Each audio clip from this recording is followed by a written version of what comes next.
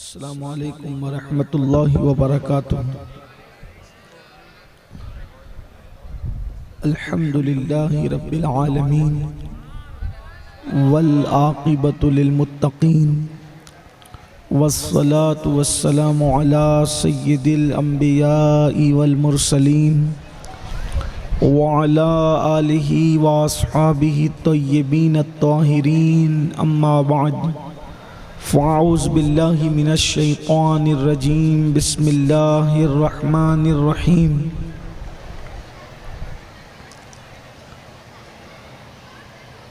या अय्युहन्नास इत्तक़ू रब्बकुमुल्लज़ी ख़लक़कुम मिन नफ़्सिन वाहिदा व ख़लक़ मिन्हा ज़ौजहा व बस्स मिन्हुमा रिजालन कसीरन व निसाअ वत्तक़ुल्लाह अल्लज़ी तसाअलून बिही वल अरहाम इन्नल्लाह काना अलैकुम रक़ीबा। सदक़ल्लाहुल अज़ीम। ग़ौसे आज़म बमने बेसरो सामा मददे क़िबले दी मददे काबे ईमा मददे इंतज़ारे करमे तुस्त मने ऐनी रा ए खुदा जुवो खुदा बीनो खुदा दा मददे बगिरदा बेबला उफ्तादा कश्ती ज़ईफ़ानो शकिस्ता रातो पुश्ती बहक के ख़ाजे उस्मान हारून मदद कुन या मुईनुद्दीन चिश्ती मदद कुन या मुईनुद्दीन चिश्ती मदद कुन या मुईनुद्दीन चिश्ती। इंतहाई एहतराम व अक़ीदत के साथ अपने और सारी कायनात के मरकज़ अक़ीदत अनीस बेकसां चारा साज़े दर्दमंदा हम गरीबों के गम गुसार हम फ़कीरों की सरवत शहरयारे इरम ताजदारे हरम नौबहारे शफ़ाअत शब असरा की दूल्हा नौशे बज़्म जन्नत दानाए सुबुल मौलाए कुल ख़त्मुर रुसुल खुसरवे खूबां सय्याहे लामका वजहे कुन फ़का दुर्रिल्लाहिल मकनून सिर्रिल्लाहिल मखज़ून आलिमे मा काना व मा यकून आबो गिले अंबिया जानो दिले अस्फिया मतले हर सआदत मक़ते हर सियादत खुलासे कायनात फ़ख्र मौजूदात हुजूर अहमद मुजतबा मुहम्मद मुस्तफ़ा अरवाह नाफिदा सल्लल्लाहु ताला अलैहि व आलिहि व सहबिही व बारक वसल्लमा की बारगाह बेकस पनाह में जिस तरीक़े से पढ़ाऊँ बुलंद आवाज़ से मेरे साथ मिलकर पढ़ें। अस्सलातु वस्सलामु अलैका या रसूल अल्लाह अस्सलातु वस्सलामु अलैका या नबी अल्लाह अस्सलातु वस्सलामु अलैका या हबीब अल्लाह व अला आलिका व अस्हाबिका या नूर अल्लाह सल्लल्लाहु तआला अलैहि वसल्लम। वो कमाल हुस्न हुजूर है कि गुमान नक्स जहाँ नहीं। वो कमाल हुस्न हुजूर है कि गुमान नक्स जहाँ नहीं। यही फूल खार से दूर है यही शम्मा है कि धुआं नहीं। और करूँ तेरे नाम पे जाँ फिदा न बस एक जाँ दो जहाँ फिदा दो जहाँ से भी नहीं जी भरा करूं क्या करोड़ों जहां नहीं। वही ला मकां के मकी हुए वही ला मकां के मकी हुए सरे अर्श तख्त नशी हुए। ये नबी है जिनके हैं ये मकाम वो खुदा है जिसका मकान नहीं। फुसहा अरब के बड़े बड़े तेरे आगे यूं है दबे लचे। फुसहा अरब के बड़े बड़े तेरे आगे यूं है दबे लचे। कोई जाने मुँह में ज़बान नहीं बल्कि जिस्म में जान नहीं। और करूँ मदह अहले दोवल रज़ा पड़े इस बला में मेरी बला मैं गदा हूँ अपने करीम का, मेरा दीन पा रहे ना नहीं। आज की ये महफिल शादी खाना आबादी के मौके पर इनेकाद पजीर है। जनाब इकबाल भाई के साहबजादे मोहम्मद अफजल भाई, उनके निकाह की तकरीब हो चुकी है और आज का वलीमा का दिन है। उसी मुनासिबत से ये महफिल मुनक़िद है। बिरादर ज़ी वक़ार जनाब अब्दुल रज़्ज़ाक़ साहब ने मुझे हुक्म फरमाया कि मैं इस खुशी के और बाबरकत मौके पर आपके सामने हुज़ूर अकरम सल्लल्लाहु अलैहि व आलिहि व सहबिही व बारक वसल्लमा के इज़्दिवाजी ज़िंदगी के जो अहवाल व कवाइफ़ है वो पेश करने की सआदत हासिल करूं।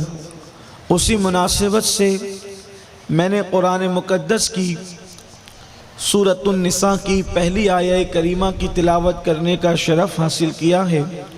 मेरा अल्लाह उसके मुतालिक मुझे हक़ कहने और आप तमामी ख़वातीन व हज़रात को हक़ सुनकर उस पर अमल करने और उसे आम करने की तौफ़ीक़ अता फ़रमाए। हमारा ये सबसे बड़ा अलमिया है कि हम जिस नबी का कलेमा पढ़ते हैं उस नबी की ज़िंदगी से हम नावाकिफ़ हैं।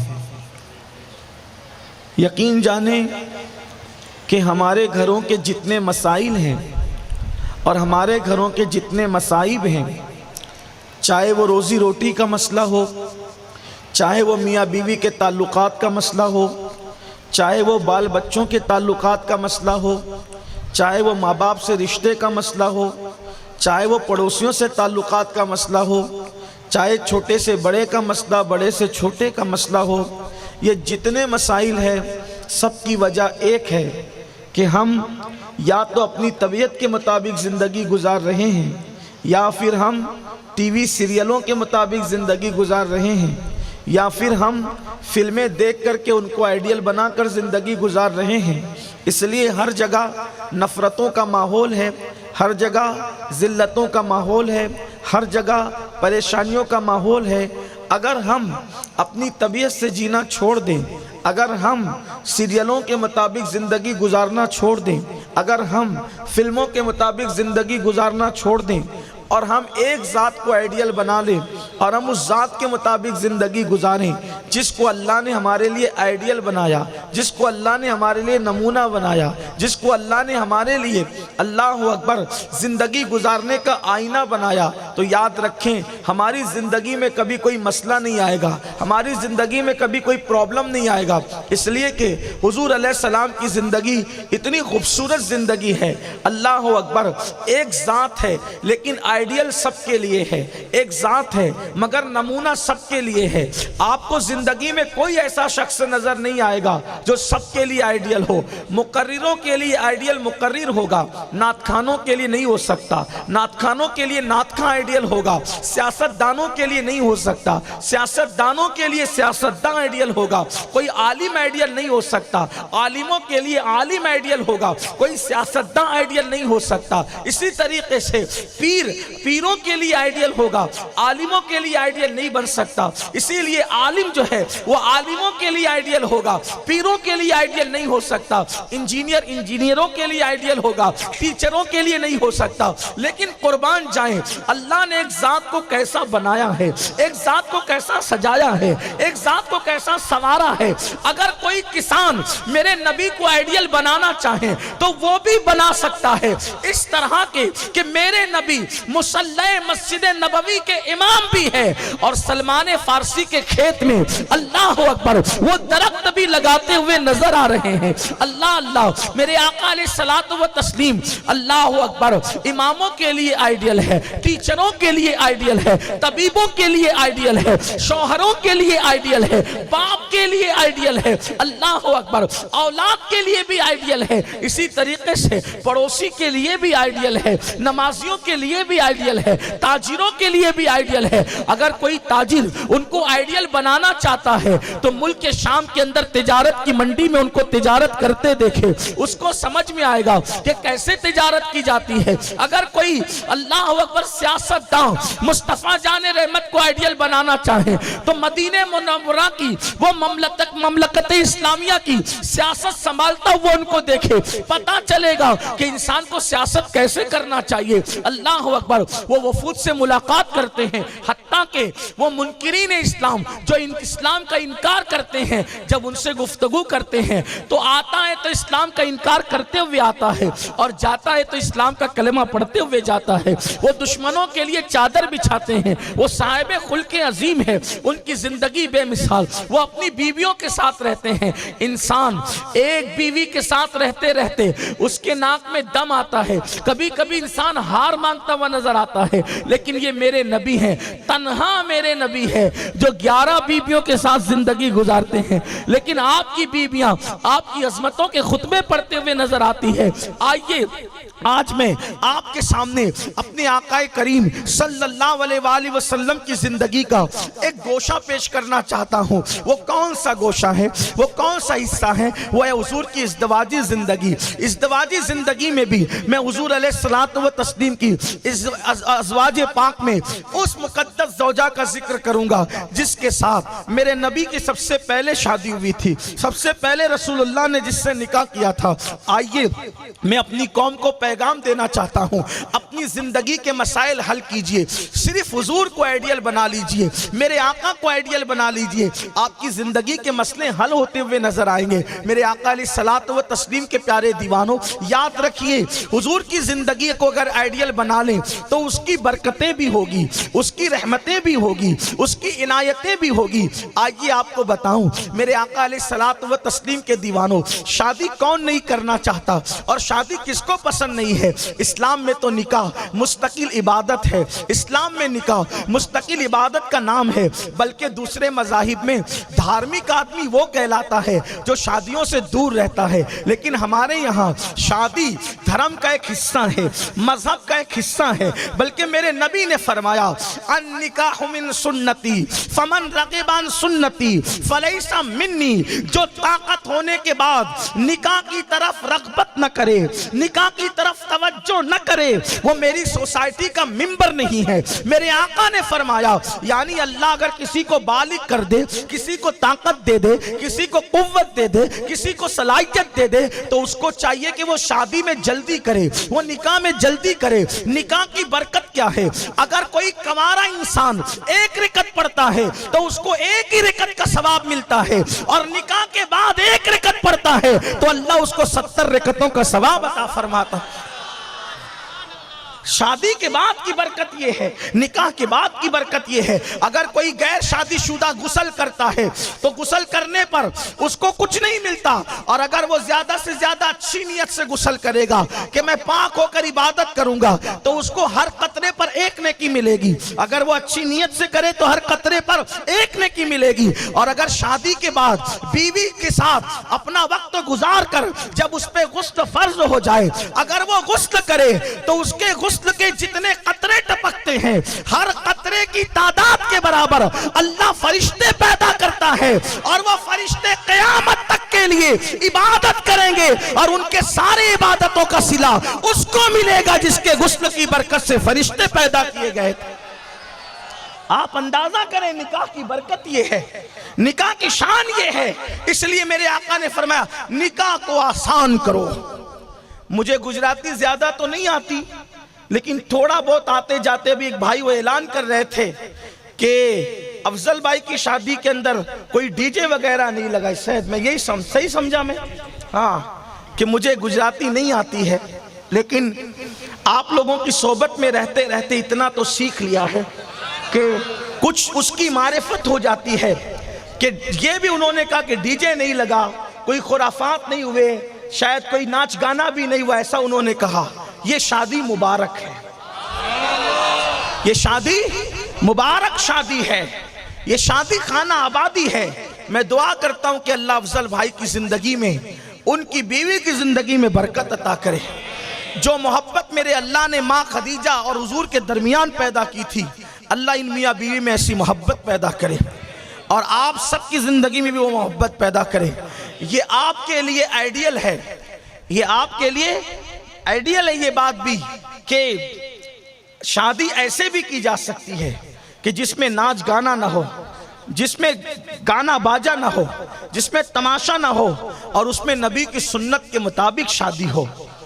लेकिन लोग शादियां करते हैं तो अपनी मस्तियां निकालते, शादी करते वक्त डीजे बजते हैं, गाने गाए जाते हैं, म्यूजिक होती है, औरतों और मर्दों में खलत मलत होता है। खलत मलत का मतलब बेपर्दा औरतें और मर्द एक दूसरे से अजनबी तौर पे मिलते जुलते हैं। उसमें होता क्या है, उसमें बरसती है अल्लाह की लानत। क्या बरसती है? अल्लाह की लानत। और क्या होता है, जब तुम डीजे बजाते हो, जब नाच गाने की महफिलें सजाते हो, तो कब्र रसूल में हुजूर का दिल दुखता है। दिल किसका दिल दुखता है? हुजूर का दिल दुखता है। अब मैं आपसे पूछना चाहता हूं, जिस शादी में नबी का दिल दुखाया जाए, वो शादी के अंदर कभी खुशी हो सकती है? उस शादी के अंदर कभी बरकत हो सकती है? चाहे जितने बड़े मौलाना को बुला लो, अरे जब मौलाना का मौला दुखी हो रहा है, मौलाना का मौला दुखी हो रहा है, सैयदों का जद्दी अमजद दुखी हो रहा है, तो क्या तुम्हें सुख मिल सकता है? इसलिए मैं अपने मुसलमान भाइयों से कहता हूं, ये रसूमात खत्म करो, इन रसूमात से तौबा करो और शादी करो तो सुन्नत के मुताबिक करो, शादी करो तो शरीयत के मुताबिक करो। बहरहाल तो अर्ज ये कर रहा था, निकाह करो, निकाह में बरकत है। बल्कि आइए मैं हुजूर की जिंदगी पढ़ने से पहले हुजूर के कुछ फरामीन पेश करूं। आजकल के कुछ नौजवान छोकरे, लड़के और कुछ लड़कियां भी जल्दी शादी करने को तैयार नहीं हो रहे हैं। ये भी फैशन बन गया है, ये भी फैशन बना है। 30-30, 35-35 साल के होते हैं, अभी नहीं करेंगे, अभी नहीं करेंगे, अभी नहीं करेंगे। हुजूर फरमाते हैं हम में से नहीं है वो। शादी को मत टालो, शादियां जल्दी करो, निकाह जल्दी करो। कुछ लोगों ने अल्लाह के रसूल से अर्ज किया कि या रसूल अल्लाह सल्लल्लाहु अलैहि वसल्लम, आपने कहा शादी निकाह आम करो, निकाह जल्दी करो। ये भी कहा निकाह जल्दी करो, निकाह जल्दी करो, निकाह को आम करो, ये फरमाया। तो कुछ सहाबा आए और अर्ज किया, मेरे आका, मेरे करीम बंदा परवर आका, हम गरीब हैं, हम लोग गरीब हैं, बीवी लाएंगे तो रखेंगे कहाँ, उसका खर्चा कैसे पूरा करेंगे? अब वहां तो बात यह है कि दरियाए करम जोश पे हो तो जो निकल जाए वही हो जाए, हैं? तुम्हारे मुंह से जो निकली वो बात हो के रही। हम लोगों के पास कोई आता है मजबूरियां लेके, हम कहते भाई अल्लाह भला करे, अल्लाह खैर करे, फिर जाओ। लेकिन वहां ऐसा नहीं था, जो कह दिया वो हो गया, हैं? दरियाए करम जोश पे जो कह दिया वो हो गया। अल्लाह के रसूल की बारगाह में गरीब साहब आए, हुजूर हम गरीब हैं, निकाह करेंगे तो रखेंगे कहाँ, खिलाएंगे क्या? आका ने फरमाया निकाह करो, जो निकाह करेगा अल्लाह उसको माला माल कर देगा। निकाह करने से गुर्बत दूर होगी, निकाह करने से गरीबी दूर होगी, निकाह करने के बाद अल्लाह तुम्हें मालदार फरमाएगा। देख लीजिए, जिसने भी अच्छी नीयत से निकाह किया, निकाह के बाद अल्लाह ने उसको नवाजा। लेकिन कोई अच्छी नीयत से करे। कुछ लोग तो बीवी को कनीज बना कर लाते हैं, कुछ लोग तो बीवी को नौकरानी बना के लाते हैं, उनको कुछ नहीं मिलता। जो बीवी को घर की मलका बना कर लाते हैं, जो बीवी को सुन्नत रसूल के मुताबिक लाते हैं, होती है उनकी बड़ी बरकतें। तो अर्ज ये कर रहा था, हमारे नबी ने खुद निकाह किया और एक नहीं, अपनी जिंदगी में कमोबेश 11 निकाह फरमाए। और भी रिवायतें हैं, और भी ज्यादा निकाह की रिवायतें हैं, लेकिन अक्सर का कौल 11 का है, इसलिए मैं अक्सरियत की बात कर रहा हूं। और फिर हुजूर अकरम सल्लल्लाहु अलैहि वसल्लम की जिंदगी का पहला निकाह कैसे हुआ, मैं आपके सामने वो पेश करना चाहता हूं। और फिर पहला निकाह कैसे हुआ, और फिर पहले निकाह के बाद जिंदगी कैसे गुजरी, आपके सामने वो पेश करना चाहता हूं। मैं अपने नौजवानों की, आप सबकी तवज्जो चाहता हूं, इसलिए कि सफर का महीना खत्म होने वाला है और मिलाद का महीना शुरू होने वाला है। मिलाद के महीने की आमद आमद है। अल्लाह अकबर। 12 रबीउल अव्वल तेरी चमक के सदके चमका दिया नसीबा, सुबह शबे विलादत सुबह तैबा में हुई, बट्टाए बाड़ा नूर का सदका लेने नूर का, आया है तारा नूर का। वल्लाह ये मिलाद वो मिलाद है, अगर मिलाद न होता तो माह रमजान का वजूद न होता। हुजूर आप आए सारी बहाने आई, आप आए सारा करम हुआ, आप आए सारी नेमतें आई। आप वजह तख्लीके कायनात है, आप सारी नेमतों की वजह है। इसलिए हुजूर की सीरत का भी बाब हो जाएगा और अपना मकसद भी पूरा हो जाएगा। निकाह की तकरीब भी होगी, तकरीब निकाह का भी मामला होगा। और हुजूर अलैहिस्सलाम के पहले निकाह को मैं कई तारीख के हवाले हैं, अल्लाह अकबर, इस्लाम की कई तारीखें हैं, इस्लाम में सीरत की कई किताबें हैं, उन सब का निचोड़ उन्हीं के अल्फाज में पढ़ने की बजाय सबका जमा किया हुआ हिस्सा मैं अपने अल्फाज में पढ़ना चाहता हूं और कहीं कहीं उसकी तशरीह भी मेरे अल्फाज के साथ होगी। आप गौर से सुनना, आपको पता चलेगा हुजूर का निकाह कैसे हुआ। इसलिए कि टीवी पर कुछ लोग डिबेट भी करते हैं तो उसमें लोग कुछ खलत मलत करते हैं, तो कुछ लोगों को बदगुमानी भी है। हुजूर अलैहिस्सलाम का जो पहला निकाह हुआ उस वक्त हुजूर अलैहिस्सलाम की उम्र शरीफ सिर्फ 25 साल की थी और हुजूर अलैहिस्सलाम की पहली बीवी उनकी उम्र शरीफ उनसे 15 साल ज्यादा थी, यानी तकरीबन 40 साल की थी। हालांकि ये सैयदा खदीजतुल कुबरा की करामत भी कह लीजिए कि वो 40 साल में भी बिल्कुल जो है वो कम उम्र मालूम होती थी। ये अल्लाह ने उनको मलका दिया था, उनको शान दी थी, लेकिन असल उनकी उम्र जो थी वो 40 साल की थी। और हुजूर अलैहिस्सलाम ने कुछ निकाह ऐसे भी किया कि हुजूर अलैहिस्सलाम की उम्र शरीफ जब 40 साल से जायद की हो गई तो फिर छोटी उम्र की खवातीन से निकाह करके हुजूर ने बता दिया कि अगर औरत उम्र में ज्यादा हो तो भी निकाह किया जा सकता है और अगर औरत उम्र में कम हो तो भी निकाह किया जा सकता है, यानी दोनों चीजें चल सकती है। कभी कभी क्या होता है, अगर औरत की उम्र जो है 4 महीने भी बड़ी होती है तो लोग रिश्ता खत्म कर देते कि भाई नहीं चलेगा। जब 15 साल उम्र ज्यादा होने के बाद भी निकाह किया जा सकता है, तो अगर औरत पसंद आ जाए, लड़की पसंद आ जाए, उसकी उम्र कुछ ज्यादा हो तो निकाह करने में कोई हरज नहीं है, कर सकते हैं। अल्लाह अकबर। तो हुजूर अलैहिस्सलाम की जो पहली ज़ौजा है उम्मुल मोमिनीन सैयदा खदीजतुल कुबरा, नाम याद रखें, नाम क्या है? खदीजा बिनते खवाइलद। क्या नाम है इनका? खदीजा बिनते खवाइलद। ये थी हजरते मुस्तफ़ा जान रहमत की पहली ज़ौजा और हम सब की पहली माँ उम्मुल मोमिनीन सैयदा खदीजतुल कुबरा।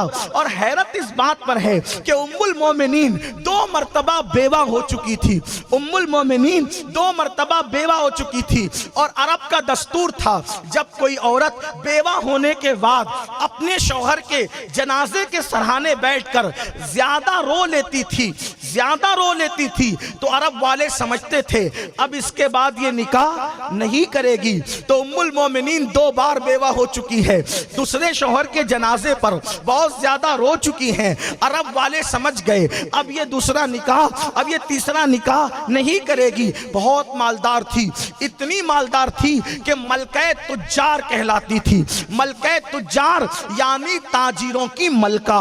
और इतना माल था, पूरे मक्के के सारे मालदारों का माल अगर मिला लिया जाए तो सारे मक्का के मालदारों का माल आधा होता था और तन्हा खदीजतुल कुबरा का माल आधा होता था। उनके वालिद इंतकाल कर चुके थे। जनाबे खदीजतुल कुबरा रज़ी अल्लाह ताला अन्हा बहुत खूबसूरत थी। उस दौर में जबकि अभी मेरे नबी ने नबूवत का ऐलान नहीं किया था, उनको तैयबा और ताहिरा के लक़ब से लोग याद करते थे। इतनी पाकीज़ा किरदार की खातून थी कि उनको तैयबा और ताहिरा के नाम से लोग याद करते थे। मालदार भी थी, खूबसूरत भी थी, तैयबा और ताहिरा भी कहलाती थी। अब मैं क्या बयान करूं इनकी शान, मैं तो यही कहता हूं कि माँ खदीजा की क्या फजीलत में बयान करूं। अल्लाह अकबर।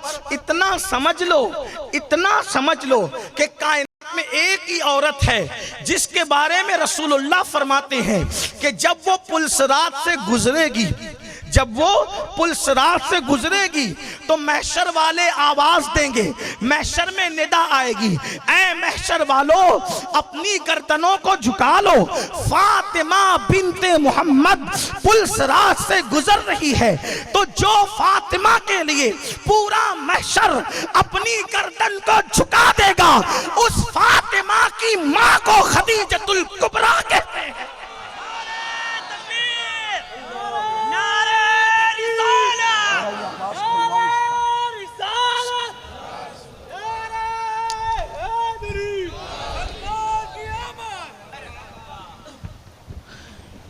जिसकी बेटी ये शान वाली है, उसकी मां की शान का आलम क्या होगा, उसकी अम्मी की शान का आलम क्या होगा।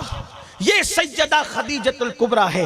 अगर आगे टाइम रहा तो हम आपके सामने पेश करेंगे कि माँ खदीजा की शान क्या है। लेकिन हुआ ये कि खदीजा के दो शौहर इंतकाल कर गए, वालिद का भी इंतकाल हो गया। उसके बाद चूंकि मक्के में अभी मेरे आका ने ऐलान नबूवत नहीं किया था, मक्के के हालात थे बड़े खराब। देखो मैं कई किताबों का निचोड़ अपने अल्फाज के जामे में पेश कर रहा हूँ। मुमकिन है ये पूरी तफसील किसी को एक किताब में ना मिले, तो आप बदगुमान नहीं होना, कई किताबों का ये निचोड़ है, इसलिए ये इतने मजमुआ समझ ले सीरत की किताबों का।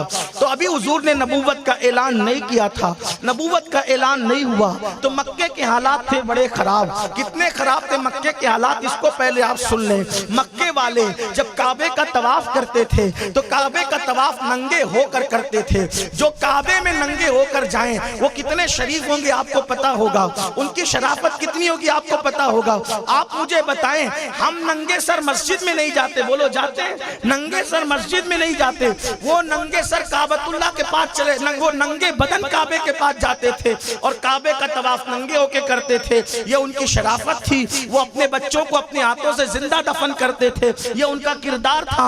हत्ता के अगर अल्लाह अकबर जिना करने के लिए उन लोगों को कोई औरत न मिले तो वो कभी माँ के साथ जिना करते थे, कभी जानवरों के साथ जिना करते थे, ये उनका किरदार था। मक्का में हुजूर की आमद से पहले हालात बड़े खराब थे, माँ के गोद में शराब पिलाई जाती थी, ये मक्के के हालात थे। लेकिन एक अरब ने आदमी का बोल बाला कर दिया, एक अरब ने आदमी का बोल बाला कर दिया, खाक के जर्रों को हम दोषे सुरैया कर दिया, जो न थे खुद राह पर औरों के हादी बन गए, क्या नजर थी जिसने मुर्दों को मसीहा कर दिया। नारा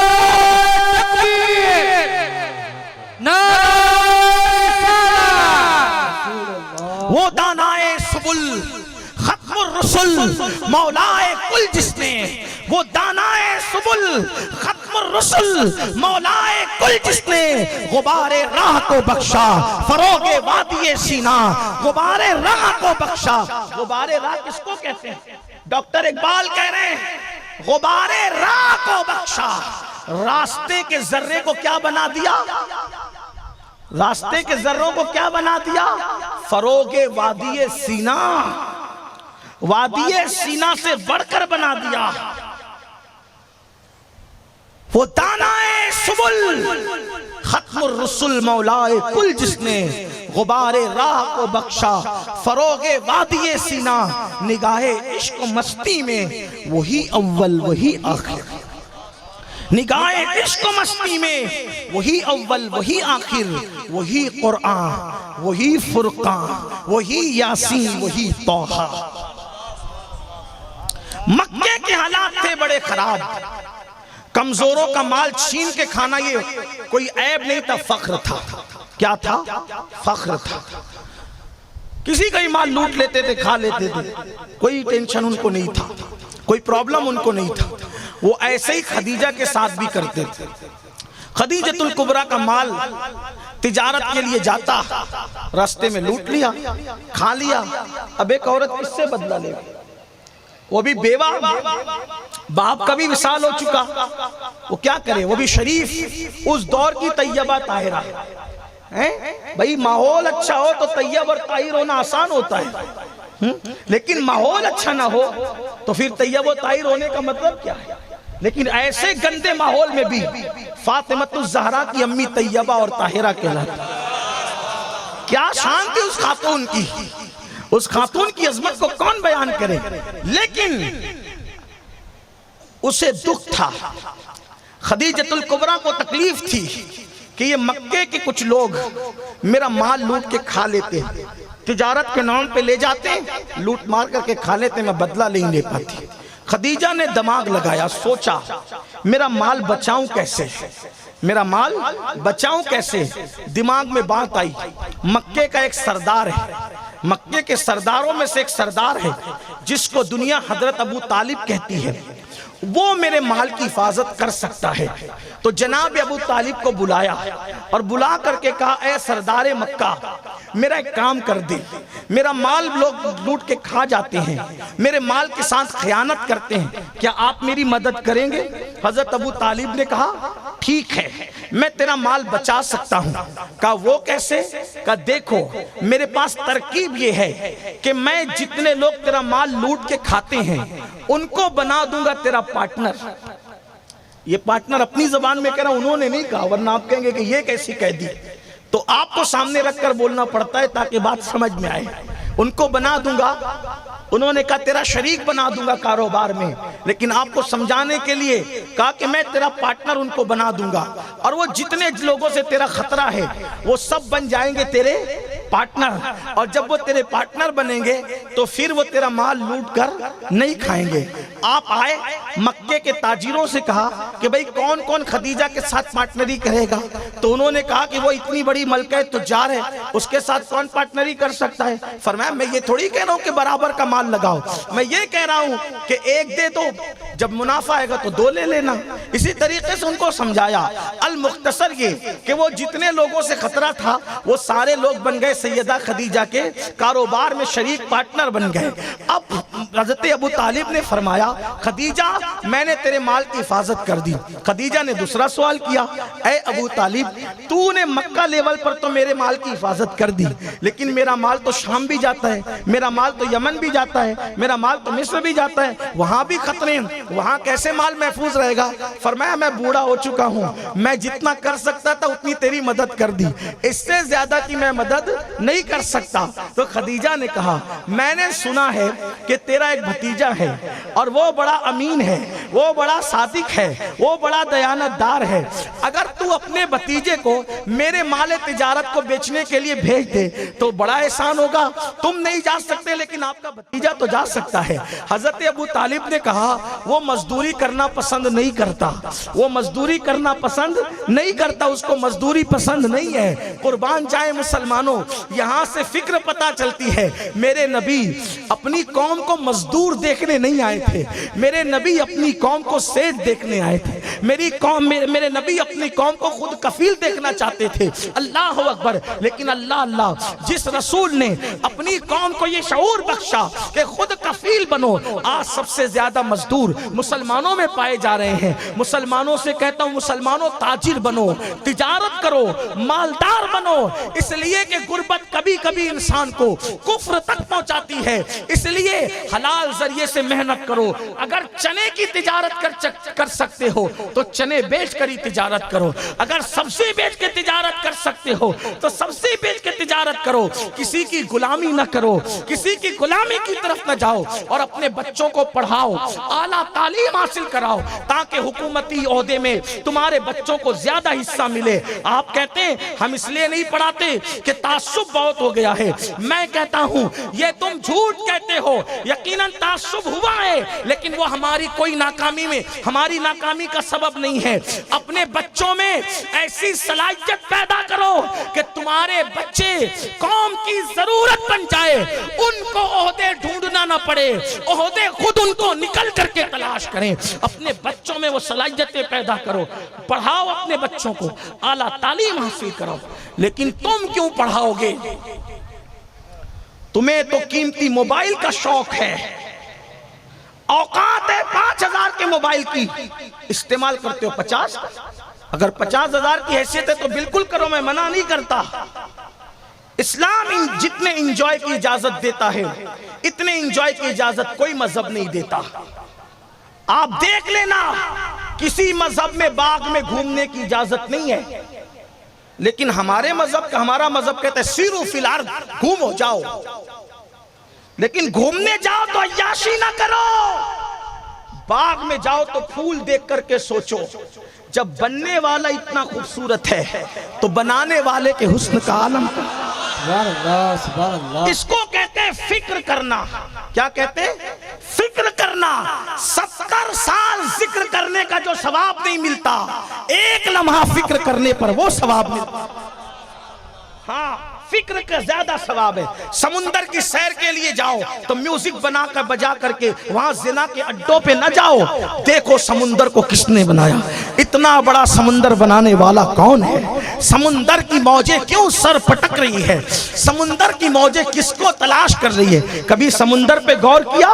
कभी जाना गौर करना। वहां तो जाते हो, नहाते हो, लड़कियों पे बदनजरी करते हो, उनको तकते हो, उन पे पाप की नजर डालते हो, जहन्नमी बनते हो। अरे समुंदर को देखो, एक समुंदर तुम्हें किस कदर इबरत के समुंदर में गर्क कर रहा है कि जब मौजें उठ रही है तो मौजें सर पटक रही है। कभी मैंने गौर किया तो मैंने पूछा, ओ मौजो, तू आखिर किसके लिए सर पटक रही हो? सर किसके लिए पटका जाता है? किसी को ढूंढते हैं, किसी को ढूंढते हैं तो ढूंढने वाला जब नाकाम होता है तो वो सर पटक पटक कर कहता है, मैं किसी को ढूंढ रहा हूं। तो तू किसका मुतलाशी है? तो पता चला वो बनाने वाले की तलाश में है, उसकी मारिफत में है। और बनाने वाला कौन है? वही है जो कय्यूम है। समुंदर की छोटी छोटी सीपों में कीमती मोती है, उसमें मछलियां हैं, उसमें दूसरे जानवर है, उसमें कश्तियां कैसे चल रही है, ये अल्लाह की निशानी है। देखो, एक छटाक भर का लोहा समुंदर में डाल दो तो डूब जाए। है ये लाखों मन की कश्तियां, कौन है जो समुंदर की तह पे चला रहा है? कोई तो है जो इन कई मनों की आसमान से बातें करने वाली कश्तियों को। मैंने कश्तियां नहीं देखी थी। जब मैं भावनगर गया तो क्या कहते, अलंग, क्या अलंग, वहां गया तो तब मुझे पता चला कि 8-8, 10-10, 15-15, 20-20 इमारतों की कश्तियां होती। तो मैंने गौर किया, देखो ये मेरे अल्लाह की कमरों में घुस करके देखा तो बंगले के कमरों से ज्यादा खूबसूरत मुझे कश्तियों के कमरे खूबसूरत नजर। कौन चला रहा है? ये मेरा अल्लाह है? ये रब्बे मोहम्मद की शान है। अपने अल्लाह की निशानियों में गौर करो। अरे कभी देखो कि जिसने तितली और फूल में कैसा रिश्ता पैदा किया है।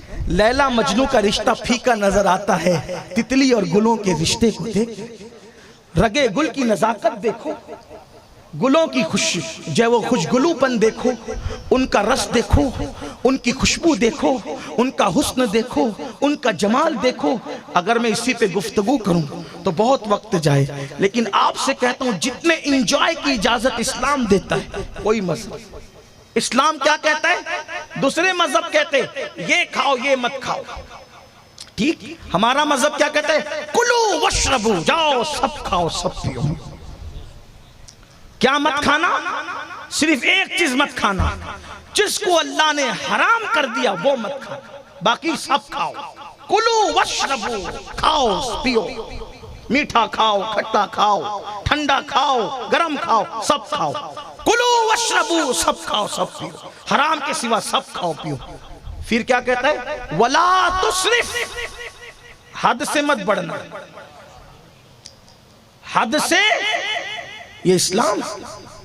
कुछ मजहब ऐसे हैं जिसमें यह कि घास फूस ही खाओ, कुछ मजहब ऐसे हैं जिसमें जानवरों को काट के खा लो। कोई ये कहता है, कोई ये कहता है। हमारा मजहब क्या कहता है? हलाल सब खाओ। इसी से मैं लोगों को कहता हूं, इसीलिए किसी हलाल में नुकसान नहीं है। अगर नुकसान होता तो अल्लाह मना करता। हर नुकसान वाली चीज से अल्लाह ने मना किया है, तो अल्लाह ने मना क्यों नहीं है? हर चीज में फायदा है, जो हलाल है फायदा है। शर्त कितनी है? शर्त कितनी है? लिमिट में खाओ, जो खाओ। और हम बैठते हैं तो ऐसा लगता है जैसे दस्तरखान से जिहाद कर रहे हैं, फिर बाद में बीमारियां पैदा होती है। लिमिट में खाओ। लिमिट में खाने का मतलब क्या है? जब भूख लगे ऐसी कि मुंह में पानी आए तो दस्तरखान पे बैठो, और अभी भूख बाकी है दस्तरखान से हाथ खींच लो। कोई कितनी जिद करे हाथ नहीं बढ़ाना। एक लिमिट मुकर्रर करो, कभी आपको कोई बड़ी बीमारी नहीं हो सकती। बात दूर निकल रही है। असल में देखो, मैं कोई मुकर्रिर और खतीब नहीं हूं, इसलिए मेरी मजबूरी है कि मैं जो जो इस्लाह की बातें मुझे याद आती मैं सब करते हुए चलता हूं, ऐसे जैसे पैसेंजर गाड़ी रुकते रुकते चलती है वो। लेकिन जो बाज़ाब्ता मुकर्रिर होते हैं खतीब, वो पॉइंट टू पॉइंट गुफ्तगू करते हैं, क्योंकि उनको अपनी तकरीर को एक लिमिट में सजा कर लेके चलना होता है। मुझे कोई सजाना नहीं, मैंने तो जो जुमला याद आए वो छोड़ करके आपको दे देना है, ताकि अल्लाह करे किसी जुमले से आपकी जिंदगी सुधर जाए। ये मेरा मकसद। मुझे कोई तकरीर नहीं आती, ना मैं तकरीर करना चाहता हूँ, इसलिए मुझे जो बातें याद आती मैं बोल देता हूँ, ताकि अल्लाह करे हम सब की इस्लाह हो जाए। असल मकसद है इस्लाह। हाँ, इसलिए आप मुझे इसमें माफ रखें, वरना तकरीर का उसूल क्या है कि पॉइंट टू पॉइंट जल्दी जल्दी आगे बढ़ो और इख्तिताम को पहुंचाओ बात। यहाँ कोई पॉइंट नहीं है, ये यहाँ फकीरी है सिर्फ, बस। हाँ, तो आपको इतनी बात सुनना है, बात दूर निकली आपको, लेकिन रहना मेरे साथ है। आपको मेरी पिछली तकरीर भूलना नहीं है, वरना आपको बात समझ में नहीं आएगी। तो अर्ज ये क्या कर रहा था कि जनाब अबू तालिब ने कहा कि मेरा भतीजा मजदूरी को पसंद नहीं करता। जनाब खदीजा ने कहा आप बात तो करें, मैंने सुना है कि वो आपकी बात नहीं टालते, लेकिन मैंने अभी तक उनको देखा भी नहीं है। अभी तक खदीजा ने उनको देखा नहीं था, और मेरे आका ने भी खदीजतुल कुबरा को देखा नहीं था। अल्लाह अकबर। सुना था शान, हुजूर की शान। ऐलान नबूवत से पहले मेरे नबी के चर्चे थे। मक्के वाले कहते थे कोई सादिकुल वादुल अमीन है तो अब्दुल्ला का लगते जिगर है, अमानत रखना है तो मोहम्मद अरबी के पास रखो, फैसला कराना है तो उनसे कराओ। और थे भी मेरे नबी बड़े खूबसूरत, ऐसे खूबसूरत थे कि चलते थे धूप में तो बादल साया करता था। इतने खूबसूरत थे कि उनका साया जमीन पे नहीं पड़ता था, और वो ऐसे खूबसूरत थे कि मक्के में ऐसे हुस्न वाला कोई नहीं था। अभी आपको पता चलेगा अगर आप तवज्जो करेंगे तो जनाब खदीजा ने कहा कि आपकी बात वो नहीं टालते, आप उनसे बात तो करें। जनाब अबू तालिब घर आए, अभी तक मेरे नबी उन्हीं के घर में रहते थे। रसूलुल्लाह की परवरिश बज़ाहिर जनाब अबू तालिब के घर में हो रही थी, इसलिए कि वालिद का विसाल तो उसी वक्त हो गया था जब आका माँ के शिकम में थे। माँ का विसाल उस वक्त हो गया था जब 6 साल की उम्र थी, और अभी अल्लाह अकबर मेरे आका अलैहिस्सलातु व तस्लीम 10 बरस की उम्र को पहुंचे ही थे कि दादा का विसाल भी हो गया था। 10 साल की उम्र से लेकर अपने चचा की, सगे चचा की किफालत में आ गए थे, उन्हीं के घर में रहते थे। जनाब अबू तालिब आए, कहा भतीजे एक दरखास्त लेकर आया हूँ। अबू तालिब चचा होकर भी बहुत एहतियात से बात करते थे, इसलिए कि वो अपने बच्चों को कहते थे बेटा हम मोहम्मद को नहीं पालते, मोहम्मद हमें पाल रहे हैं। हमारे घर में गुर्बत की वजह से खाना कम पकता है, और जब ये दस्तरखान पे बैठ जाते हैं तो इनके बैठने से कभी खाना कम नहीं होता, इनके बैठने से खाने में बरकत हो जाती है। अल्लाह अकबर। फिर क्या था, आए और आने के बाद कहा भतीजे एक दरखास्त है मेरी। कहा क्या कहना चाहते हैं चचा? कहा देखो मैं गया था खदीजा के घर, और वो चाहती है कि आप जो हैं वो उनका माल तिजारत लेकर के जाएं, आप ले जाएंगे? मेरे आका ने फरमाया चचा आप जानते हैं मैं मजदूरी पसंद नहीं करता। और उन्होंने फरमाया भतीजे वो मजदूर की हैसियत से नहीं भेजना चाहती, वो बेवा है, बेवा लोग उसका माल खा जाते हैं। वो चाहती है कि आप उसकी मदद करें, और आप तो बेवाओं की मदद करते हैं, आप तो यतीमों की खबरगिरी करते हैं। एक बेवा की मदद भी हो जाएगी और आपको कुछ माल भी हाथ आ जाएगा, इस तरह तो आप जा ही सकते हैं। मेरे आका ने कहा बहुत अच्छा। हुजूर अलैहि सलाम को उन्होंने कहा ठीक है जाओ और खदीजा के घर जाकर उससे सारे मामलात तय कर लो। अब मेरे आका, ये महज चश्मे तसव्वुर की बात है, ये महज चश्मे तसव्वुर की बात है। मैं तसव्वुरात की कायनात में आपको मक्के लेकर चलना चाहता हूँ। अफजल भाई के निकाह की तकरीब से आपको उठा करके तसव्वुरात की कायनात में मैं सैर कराना चाहता हूँ आपको रसूलुल्लाह के निकाह की तकरीब की तरफ। अब आप वहाँ तसव्वुरात को बांधे, इसलिए कि जहाँ पर तखय्युलात काम करना बंद कर देते हैं, वहां तसव्वुरात रहनुमाई करते हैं, उल्टी ही चाल चलते हैं, दीवान काने इश्क आंखों को बंद करते हैं दीदार के लिए। करम ये मुझ पे किया है मेरे तसव्वुर ने कि आज खींच ली तस्वीर यार आंखों में। जनाब अबू तालिब मेरे आका से कहते हैं जाओ जाकर खदीजा से बातें करो। जब मैं महज चश्मे तसव्वुर से इस वाक़े को देखता हूं तो मुझे यूं नजर आता है हुजूर अपने घर से चले, अल्लाह का रसूल सैयदुल मासूमीन, अल्लाह का रसूल सैयदुल मासूमीन 25 साल की गड़ियल जवानी में जब शबाब पूरे चौबनों पर था, मेरे आका तन्हा निकले, खदीजा के दरवाजे पर पहुंचे। खदीजा का घर ऐसे सम्त में था कि जब मक्के में सूरज निकलता था तो ना सूरज निकलते वक्त खदीजा के घर में सूरज की रोशनी पड़ती थी, ना डूबते वक्त खदीजा के घर में सूरज की रोशनी पड़ती थी। उसको यूं समझो कि अगर हिंदुस्तान में किसी का घर शुमाल और जुनूब की सम्त में होगा तो ना सूरज निकलते वक्त तो रोशनी पड़ेगी दरवाजे से और ना सूरज डूबते वक्त तो रोशनी पड़ेगी दरवाजे से। बोलो ऐसे ही होगा ना? अगर किसी का घर शुमाल और जुनूब की तरफ होगा तो रोशनी दरवाजे से नहीं आएगी, सूरज की किरणें दरवाजे से नहीं आएगी। लेकिन अगर मशरिक और मगरिब की तरफ होगा, मशरिक की तरफ होगा तो निकलते वक्त दरवाजे से सूरज की रोशनी आएगी, और अगर मगरिब की तरफ होगा तो डूबते वक्त तो सूरज की किरणें आएगी। लेकिन खदीजा का घर ऐसे सम्त में था मक्के में कि निकलते वक्त और डूबते वक्त खदीजा के घर में सूरज की किरणें दरवाजे से नहीं आती थी। खदीजा फरमाती है कि मैं दरवाजे की तरफ पीट करके दीवार की तरफ रुक करके एक काम में मसरूफ थी, तो मैंने क्या देखा कि मेरे घर में सूरज की किरण आई है, मेरे दरवाजे के ऊपर से सूरज की किरण आई है और वो किरण दीवार पर पड़ी। मैंने सोचा अब हम कहते हैं ना आज सूरज किधर से निकला, किसी को देखते हैं तो कहते हैं ना आज सूरज किधर से निकला, तो शायद लोग ये तसव्वुर वहीं से लाए हैं। खदीजा कहती है दरवाजे की तरफ पीठ थी, दीवार की तरफ चेहरा था, लेकिन एक किरण दीवार पे पड़ी। मैं हैरान होकर के पलटी कि सूरज किधर से निकला, लेकिन जब मैं पलटी तो मैंने देखा कि वो सूरज आसमान का सूरज न था बल्कि वो सूरज आफताब रिसालत था। नारे तकबीर, नारे रिसालत, नारे रिसालत या रसूल अल्लाह।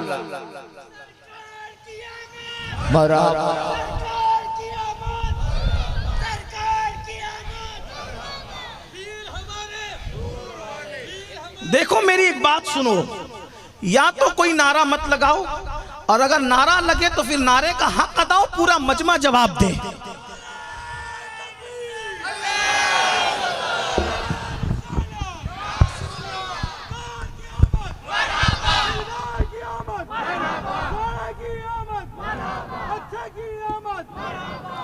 आपको तसव्वुर करना पड़ेगा, आप तसव्वुर की दुनिया में आए।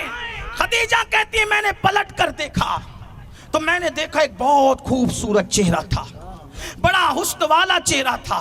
और वो चेहरा कैसा चेहरा था, अल्लाह अकबर, वो चेहरे का हाल ये वो कमाल हुस्न हुजूर है कि गुमान नक्स जहां नहीं, यही फूल खार से दूर है, यही शम्मा है कि धुआं नहीं। लम याती नजीरू का फी नजरिन मिसले तो न शुद्ध पैदा जाना, जग राज को ताज तुरे सर सोहे है तुझको शहे दो सरा जाना। लका बदरुन फिल वजहिल अजमल खत हाले माजुल्फ अब्र अजल, तुरे चंदन चंद्र पुरो कुंडल रहमत की भरन बरसा जाना, रहमत की भरन बरसा जाना। और हजरत अमीर खुसरो कहते हैं परी पैकर निगारे सर्व कद्दे लाला रुखसारे, परी पैकर निगारे सर्व कद्दे लाला रुखसारे, सरापा आफते दुलबूद शब जाए के मनबूदम, सरापा आफते दिलबूद शब जाए के मनबूदम। और अल्लामा जामी कहते हैं आयात कुरान अबरुयत, आयात कुरान अबरुयत, तफसीर कुरान केसुयत, रूए तो कुरान मा ईमात हुई, ईमात हुई।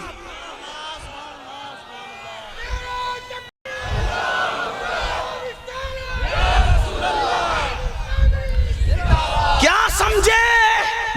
अल्लामा जामी कहते हैं आयात कुरान अबरुयत, आपके अबरू, अबरू किसे कहते हैं जानते हो ना? आपके अपने अबरू की तरफ इशारा नहीं कर सकते नबी के अबरू बयान करते वक्त। कहा ये बे आबरू अबरू, तवज्जो आपकी, कहा ये बे आबरू अबरू, कहा वो पूरी कायनात की आबरू अबरू। इसलिए उनके आबरू बयान करते हुए अपने आबरू की तरफ इशारा कैसे करूं? हैं? क्या हैसियत है इन आबरूओं की? इसलिए जब नबी के आज़ा बयान करो तो अपने आज़ा की तरफ इशारा नहीं करना। हमारे बुजुर्गों ने खिलाफ अदब करार दिया है। हैं? हजरत जामी क्या कहते हैं? आयात कुरान अबरूयत, या रसूल अल्लाह आपके अबरू कुरान की आयतें हैं। इस पर सुभान अल्लाह नहीं होगा तो फिर किसी पर नहीं होगा। आपके लिए तो आप फारसी से उर्दू कर रहा हूं, और महबूब के जिक्र पे सुभान अल्लाह नहीं तो फिर किसके जिक्र पे सुभान? अरे अल्लाह भी जब उनका जिक्र करता है तो वह खुद सुभान अल्लाह कहता है। जब उनकी मेराज बयान की तो अल्लाह ने पहले, मेराज बाद में बयान की, पहले का सुभान अल्लाह दी।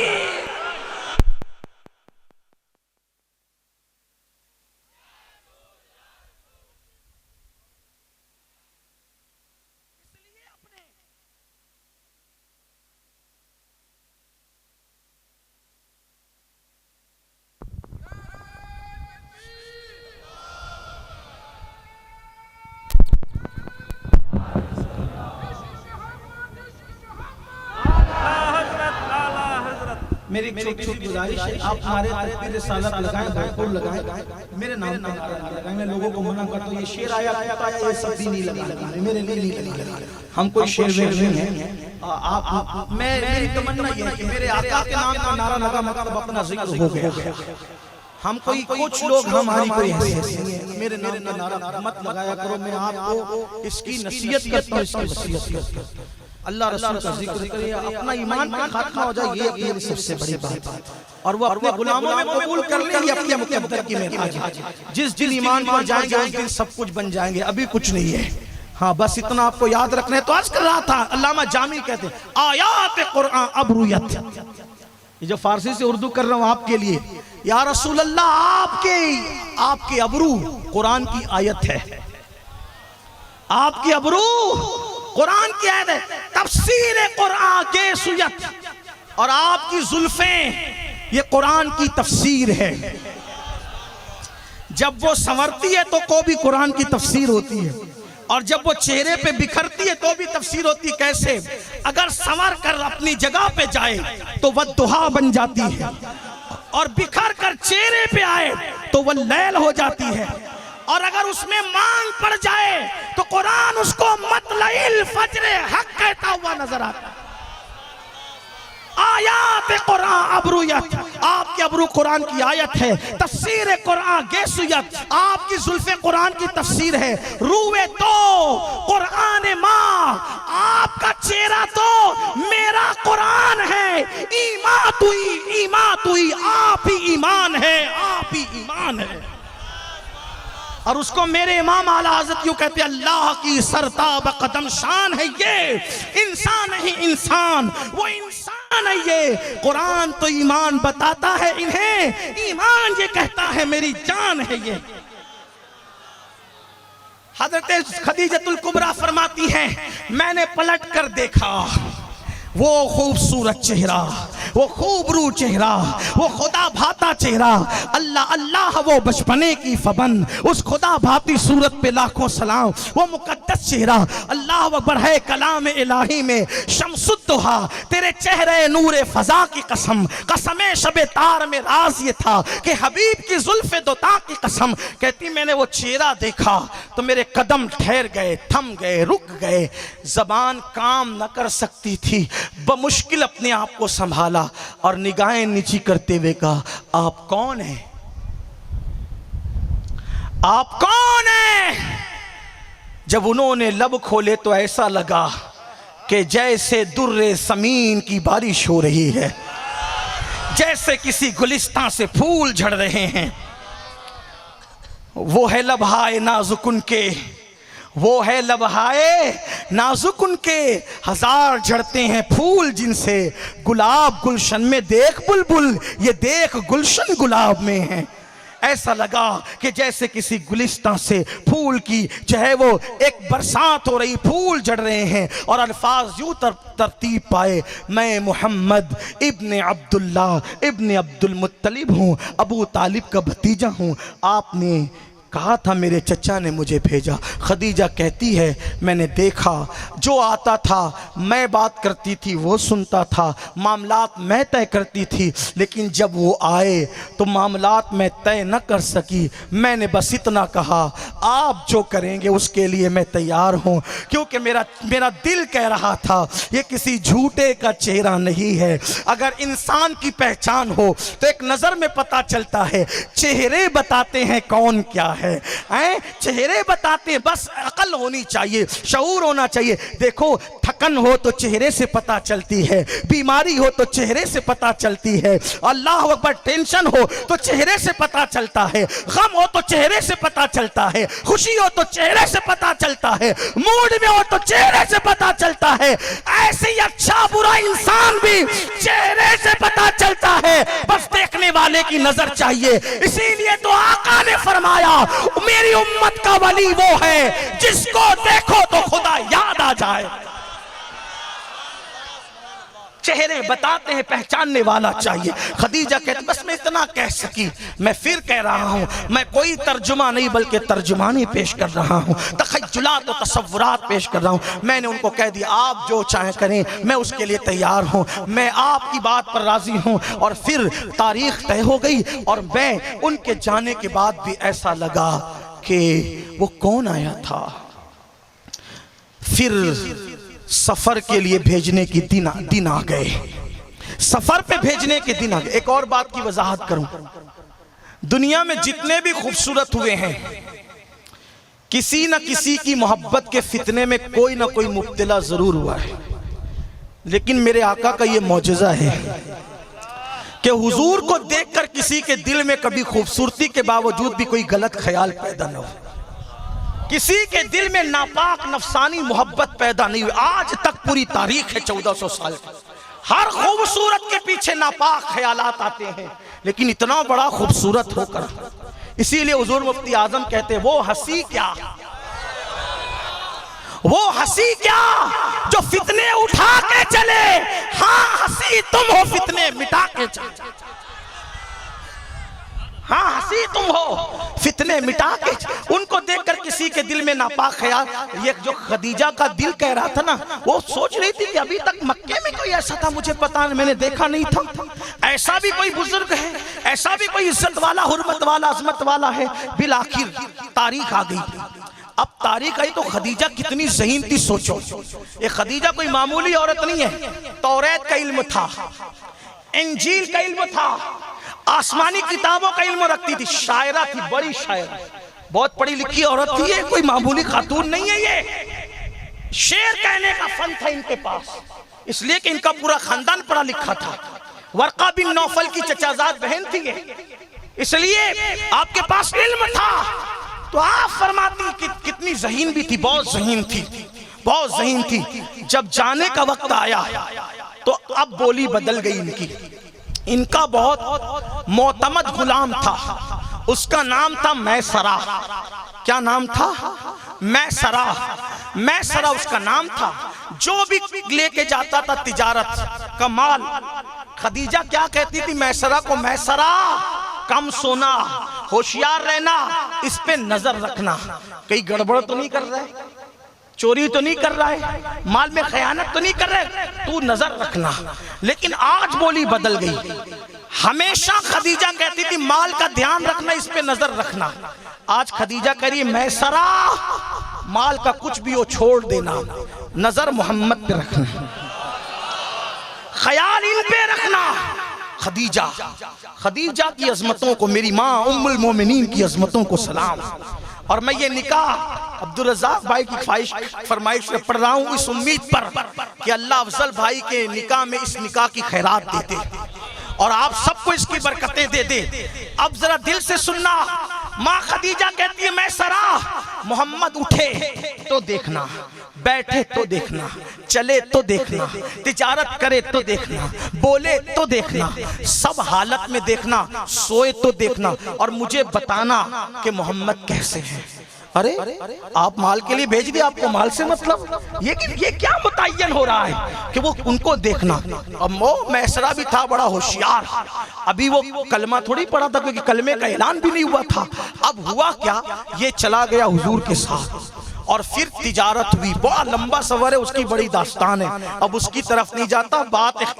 मैं तो माँ खदीजा की फजीलत भी पढ़ना चाहता था, लेकिन टाइम का इख्तिताम होता है, इसलिए मैं अपनी बात अब मुख्तसर करता हूँ। पूरा मुल्क के शाम का सफर हुआ, हुजूर रस्ते भर गए, तिजारत की, तिजारत के बाद वापस आए। तो जब कासिद आया ये खत लेकर कि काफिला वापस आ रहा है, तो खदीजा अपनी सहेलियों के साथ, और बिलखुसूस उनकी एक करीबी सहेली थी बड़ी मोतमद, नफीसा को साथ लेकर अपनी छत पर चढ़ गई, जिसको हम अपनी जबान में टेरिस भी कहते हैं आजकल, उस पे चढ़ गई और ऊपर से बैठ के देखने लगी कि काफिला कैसे आ रहा है। अब वो काफिला था, लोग पैदल चलते थे, घोड़ों पे चलते थे, खच्चर से चलते थे, ऊंटों पर चलते थे, तो जानवरों के पैर पर जब वो गर्द जो मिट्टी लगती थी तो धूल उड़ती थी। खदीजा दूर से आते हुए काफिले को देख रही थी। पूरा काफिला धूल में छुपा हुआ था, पूरा काफिला धूल में छुपा हुआ था। एक चेहरा था जो धूल में भी चमकता हुआ नजर आ रहा, एक चेहरा था जो धूल में भी चमकता हुआ नजर आ रहा था। खदीजा अंदाजा कर रही थी। मेरे आका ने फरमाया, मैसरा मक्का करीब है, जाओ और जा करके अपनी मालिका को खुशखबरी दे दो कि हर मर्तबा जितना मुनाफा होता है उससे 10% ज्यादा, 10 गुना ज्यादा नफा हुआ है, और बहुत माल लेकर आ रहे कीमती, जा करके खुशखबरी सुना दो, तुम्हारी मालिका खुश हो जाएगी। इधर वो टेरिस पर बैठ करके इंतजार कर रही थी, काफिले को देख रही थी कि किसका चेहरा चमकता हुआ नजर आ रहा है। अंदाजा था कि इनमें कौन चमक सकता है। अरे सब चमक वाले उजलों में चमका किए, अंधे शीशों में चमका हमारा नबी, और चमक तुझसे पाते सब पाने वाले, मेरा दिल भी चमका दे चमकाने वाले। और कौन चमक सकता था, इसलिए कि चेहरा पहले देख चुकी थी। मैसरा आया, ऊपर चढ़ा, हाँफते कांपते कहा, मालिका मुबारक हो, मुबारक हो। कहा क्या? कहा बहुत माल लाए हैं, बहुत मुनाफा हुआ है, ये हुआ, वो हुआ, वो हुआ। खदीजा ने चेहरा देखा और कहा शायद तू मेरी बात भूल गया। अरे चुप, मुझे यकीन है कि माल बढ़ेगा ही बढ़ेगा, क्योंकि मैंने किसी ऐरे गहरे को नहीं भेजा, मैंने बरकत वाले को भेजा है, तो बरकत तो होना है, बरकत तो होना ही है। मुझे ये नहीं सुनना कि माल का क्या हुआ, मेरे पास बैठ और आज मेरी नमक हलाली कर, मेरे नमक का हक अदा कर। का मालिका क्या बात है, जो पूछती हूँ सही सही बता, बोल मोहम्मद के ऐब क्या है, बता मोहम्मद में ऐब क्या है, बता मोहम्मद में ऐब क्या है। तो जब वो पूछती ना, सच्चाई बता, सच बता, यही परखने वाले परखता करते हैं असलियत को, सोने को।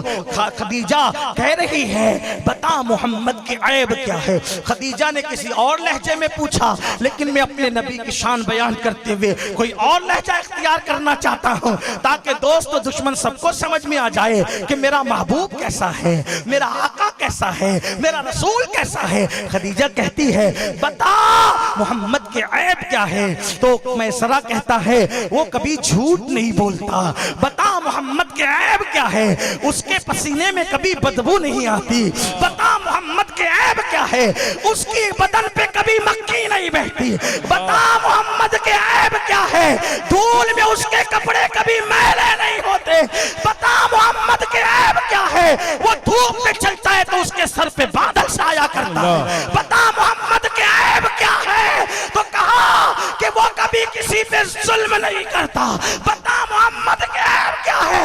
उसने कहा अल्लाह की इज्जत की कसम, जब दरख्तों के करीब आता है तो दरख्त की टहनियां उस पे साया कर देती है। बता मोहम्मद के ऐब क्या है, का जानवर भी उसका एहतराम करते हैं। बता मोहम्मद के ऐब क्या है, का वो पत्थरों के करीब से गुजरता है तो पत्थर उसको सलाम करते हैं। का मैं खूबी नहीं ऐब ढूंढ रही हूँ ऐब, बता मोहम्मद के ऐब क्या है? का उसका साया जमीन पे नहीं पड़ता। का बता मोहम्मद के ऐब क्या है? कहा कि जब वो बोलता है तो दिलों को जीत लेता है। बता मोहम्मद के ऐब क्या है? वो कभी झूठी कसम नहीं खाता। बता मोहम्मद के ऐब क्या है? वो गरीबों पे रहम करता है।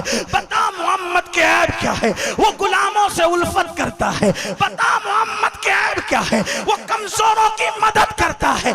खदीजा ने कहा ओ मैसरा ऐब बता ऐब, मैं उसके ऐब सुनना चाहती हूँ। तो मैसरा ने कहा मैंने तेरा नमक खाया है। अगर मेरे एक हाथ पे चांद ला कर रख दे और दूसरे हाथ पे सूरज ला के रख दे और मुझसे पूछे कि मोहम्मद का ऐब क्या है, तो मैं कहूंगा अल्लाह ने इसको ऐसा पैदा किया कि इसमें कोई ऐब है ही नहीं है। वो कमाल हुस्न हुजूर है। नारे तकबीर, नारे रिसालत, इश्क मोहब्बत, इश्क मोहब्बत।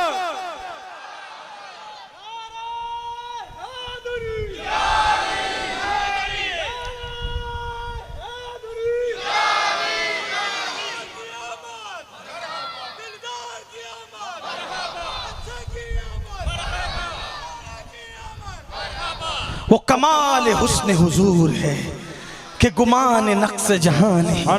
यही फूल खार से दूर है, यही शम्म है कि धुआं नहीं। खदीजा ने जब सुना कि मैसरा कहता है मेरे एक हाथ में चांद और दूसरे हाथ में सूरज ला के रख दे, तो भी उनमें मैं बताऊंगा कि कोई ऐब हो तो बताऊंगा। अभी मैसरा ने कलेमा नहीं पढ़ा था, लेकिन मैसरा कह रहा था उनमें कोई ऐब नहीं, और मौलवी उनमें ऐब ढूंढने निकला है। अभी रबीउल अव्वल आएगा तो कहेंगे वो तो हमारी तरह बशर है। बशर अपनी तरह ऐसे होते हैं? वो बशर जरूर है, इनकार नहीं, मगर वो कैसे बशर है? खैरुल बशर, सैयदुल बशर, अफजलुल बशर। एक मौलवी साहब ने मुझसे कहा ये बिदती अमीनुल कादरी कहता है कि हुजूर सैयदुल बशर खैरुल बशर है। बोलो हम भी तो बकरी का दूध दोते हैं, हुजूर भी बकरियों का दूध दोते थे, तो बताओ उनमें हमें फर्क क्या है? मैंने कहा मौलवी जी आप बकरी का दूध कौन सा दोते? जो बकरी बच्चा दे चुकी, जो बकरी तंदुरुस्त है और जितना था उतना ही निकलता है, और शायद तुम जैसों का हाथ लगे तो कुछ और भी बरकत चली जाए। हैं? इतना का दूध देते हो? आओ मेरे नबी बकरी का दूध दोते कैसे? उन्वान से हट कर नहीं, सीरत ही की बात है। हुजूर हिजरत के लिए जा रहे हैं, जंगल में पहुंचे, एक बुढ़िया का घर देखा, उसका नाम था उम्मे माबद। हुजूर सिद्दीक अकबर के साथ वहां रुके। कहा सिद्दीक इससे कहो ना कि ये हमें कुछ खिलाए पिलाए। सिद्दीक ने कहा हालांकि नबी किसी से खाना मांगते नहीं थे, लेकिन आज कुछ बताना था लोगों को, क्योंकि लोग कहते थे हम भी बकरी का दूध दोते वो भी दोते तो दोनों बराबर है। मैंने कहा कैसे बराबर है? सिद्दीक को कहा इससे कहो कि कुछ खिलाए। सिद्दीक गए, उम्मे माबद से कहा उम्मे माबद कुछ खिला सकती है? मेरा खलील मेरे साथ है, हम दोनों को खिला, हम मुसाफिर हैं। उम्मे माबद ने कहा मैं गरीब हूँ, खिला सकती थी अगर मेरी बकरियां मेरे घर पे बंधी होती, लेकिन मेरा शौहर सबको लेके गया चराने के लिए। एक बकरी पड़ी हुई है, बीमार है, और वो जो है वो अभी बांझ है, उसने कोई बच्चा नहीं दिया है, इसलिए बीमार है, ना बच्चा दिया है, बांझ है, उसके थन नहीं है, मैं कुछ नहीं कर सकती, इसलिए कि मेरी बकरियां जब वो जंगल में गई हैं। सिद्दीक ने देखा, हुजूर ने कहा इसको कह दे कि यही बकरी दे दे। उसने कहा तंदुरुस्त होती, बच्चे वाली होती तो दूध देती, और बच्चे वाली होती, बीमार होती तो भी दूध नहीं देती। आप कैसे लोग हैं? सरकार ने उम्मे माबद से नहीं कहा, सिद्दीक से कहा इसको बोल दे तो सही। अल्लाह अकबर। उम्मे माबद से सिद्दीक ने कहा अरे मेरा खलील कहता है दे दे तो दे देना।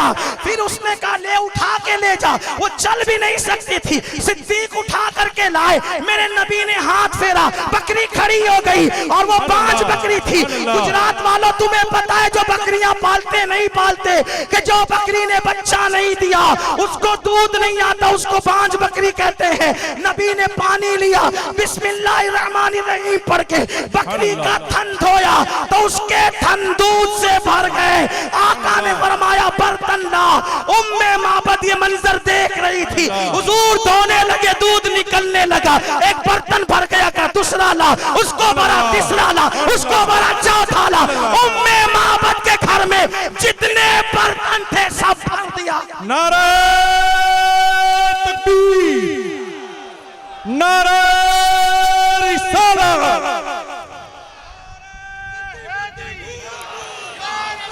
हुजूर ने कहा और ला, हुजूर ने कहा अब नहीं है।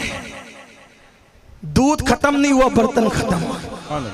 कोई ऐसा दूध दोने वाला भी तो है जो बगैर थन की बकरी से दूध नहीं।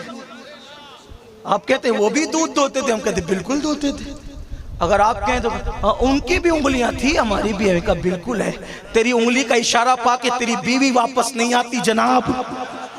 हंसने की बात नहीं, मैं किसी की मजाक उड़ाने नहीं बैठा, लेकिन आप समझे बेटा वापस नहीं आता। और उनका इशारा पाकर उंगलियां उनकी भी है, उनका इशारा पाकर सूरज वापस आता है। अगर गुजरात वालों, क्या गडड़ा वालों, अगर आपको शऊर है तो एक बात कहूं आपको, सूरज पलटा, वो सूरज पलटा। पलटा भी कैसे, कभी गौर किया? सूरज पलटा सिर्फ इशारे से पलटा। अपना बच्चा भी नहीं पलटता इशारे से, बगैर आवाज के जरा करो ना जाने वाले को इधर आ, आएगा। लेकिन उन्होंने कहा इधर आ, पलटा। और कैसे पलटा? इमाम अहले सुन्नत इसको समझा रहे हैं। कैसे समझा रहे? देखो, कहते हैं सूरज उल्टे पांव पलटे। सूरज नहीं, शेर सही पढ़ो। सूरज उल्टे पांव पलटे नहीं, ये नहीं। सूरज उल्टे पांव पलटे, इसको ऐसे मत पढ़ो, मतलब समझना है तो इसको ये पढ़ो, सूरज उल्टे पांव पलटे। सूरज उल्टे पांव, पांव पे रुको, सूरज उल्टे पांव पलटे। सूरज उल्टे पांव पलटे मतलब क्या? पलटने के दो तरीके होते हैं। सर पे से नहीं जा रही। पलटने के कोई जा रहा हो, मैं कहूं इधर आ, तो ऐसे घूम के आएगा। समझ गए ना? बताने की जरूरत तो नहीं है ना, समझ में आ गई ना? किसी को बुलाओ इधर आ, तो ऐसे भाई जा रहा था तो पीठ मेरी तरफ थी ना, अब बुलाऊंगा तो कैसे आएगा? कैसे आएगा? घूम के आएगा। ये भी आना हुआ।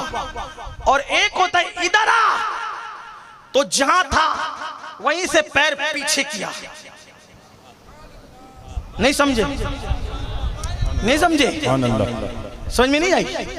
एक ऐसे घूम के आना और एक ऐसे जहां था, घूमा नहीं, जहां था वहीं से पैर पीछे किया, आ गया। क्या फर्क है दोनों में?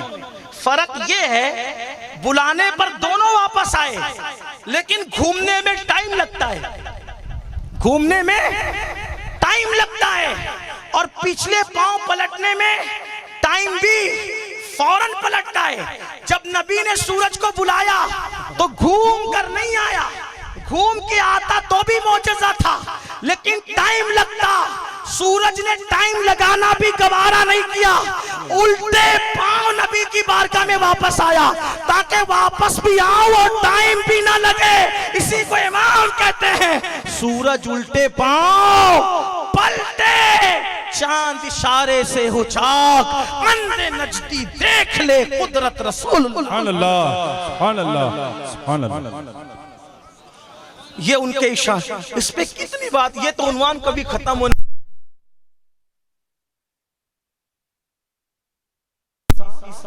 मेरे ख्वाब की ताबीर पूरी होती है। खदीजा ने किससे कहा? अपनी सहेली नफीसा, मेरे ख्वाब की ताबीर पूरी होती। नफीसा ने कहा कौन सा ख्वाब, कैसा ख्वाब? और खदीजा ने कहा मैंने ख्वाब देखा था कि आसमान का चांद मेरी गोद में उतर आया और उसकी रोशनी से पूरी दुनिया मुनव्वर होगी। तो मैंने इसकी ताबीर अपने चचाजाद भाई वर्का बिन नौफल से पूछा, वर्का इसकी ताबीर क्या है? तो वर्का ने कहा था, अगर तेरा ख्वाब सच्चा है तो तू आखिरी नबी की बीवी बनने का शरफ हासिल करेगा। मैं सोचती थी इस मक्के में ऐसे माहौल में कौन आखिरी नबी होगा, वो नजर आ गया। खदीजा कहती है, नफीसा उससे पूछना क्या वो मेरे साथ निकाह करेंगे, उनसे पूछ वो मेरे साथ निकाह करेंगे। बात सब हो गई, तिजारत के मामलात हो गए, घर गए। नफीसा आई, ए मोहम्मद अरबी रूही फिदा सल्लल्लाहु अलैहि वसल्लम, आप निकाह क्यों नहीं करते? हुजूर फरमाते क्यों? कहा कि आप निकाह करें। आका ने फरमाया, अजराए इनकिसारी, कौन हमें बेटी देगा? कहा वो तो तैयार है, आप हाँ करें। कहा कौन? मलके तुज्जार खदीजा। खदीजा? हाँ आप हाँ कर सकते हैं। कुर्बान मेरे नबी ने फरमाया, मैं अपनी मर्जी से नहीं कहता, मेरे चचा से बात करो, अगर वो हाँ करे तो मेरी भी हाँ है। हमें पैगाम दिया गया, रिश्ते शरीफों के खुद तय नहीं होते, शरीफों के रिश्ते घर के जिम्मेदार तय किया करते। नबी इतने बड़े थे, किधर का? आजकल के लड़के तो खुद तय कर रहे हैं, बागों में, पार्कों में, फेसबुक पे, नेटवर्क, ये इंटरनेट पर। ये शरीफों का अंदाज नहीं है, बड़े रिश्ते तय करें, घर के बड़े। हुजूर ने कहा मेरे चचा से पूछो। नफीसा गई, हजरत खदीजा का पैगाम पहुंचाया। हजरत अबू तालिब ने कहा ठीक है, हमें मंजूर है। अब यहाँ आकर मेरे तसव्वुरात और तखय्युलात कहते हैं, मेरे नबी के निकाह की तैयारी होने लगी। मेराज का दूल्हा अब दूल्हा बनने वाला है, पूरे मक्के में खुशियां हैं।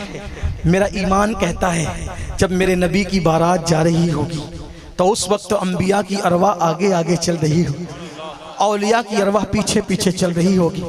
कुदरत का मुनादी रहमत और नूर की बरसात कर रहा होगा और खदीजा के घर ये बारात पहुंची।